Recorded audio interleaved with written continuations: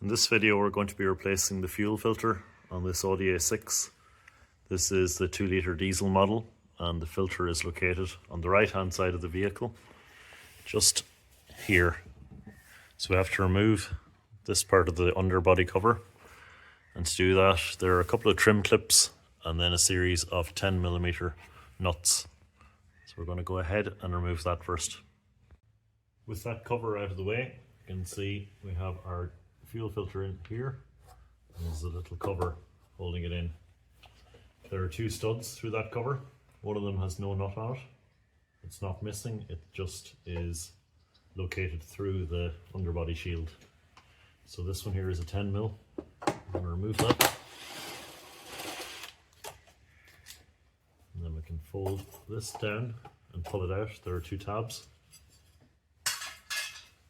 And that gives us access to our filter, which is simply held in with two clips on each side. So we're going to loosen off those clips.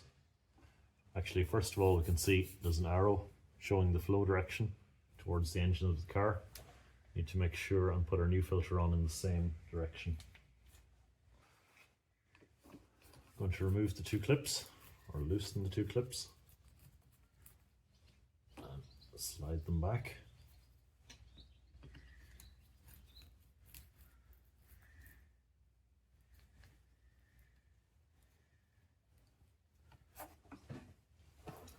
Should then be able to hold the pipe firmly and twist to break it loose. You might need to use a flathead screwdriver to help remove the hose. You can gently ease it off. You'll need a drip tray below you to catch the fuel that will come out.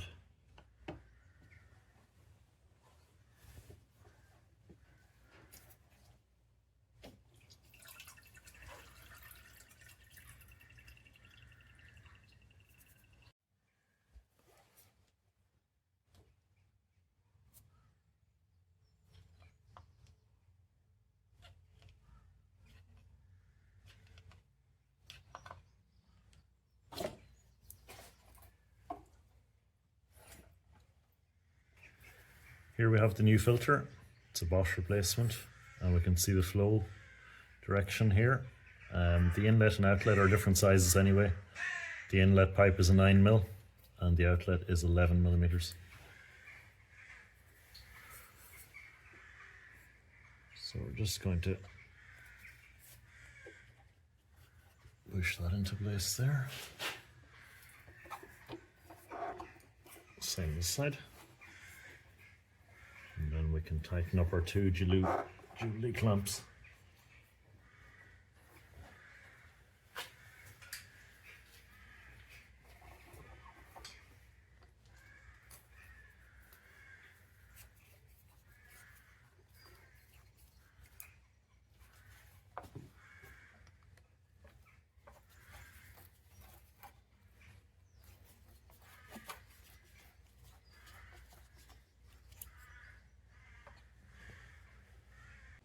We can then adjust these little foam shock absorbers. They're a slightly different design to the previous ones, but I think they'll work fine. Then we get our plate back on.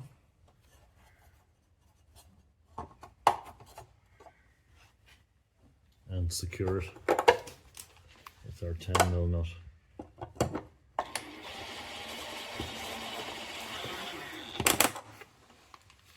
To finish off, you're going to cycle the ignition a couple of times to get the diesel pump running and bleed out any air automatically in the system. Shouldn't be any issues with bleeding.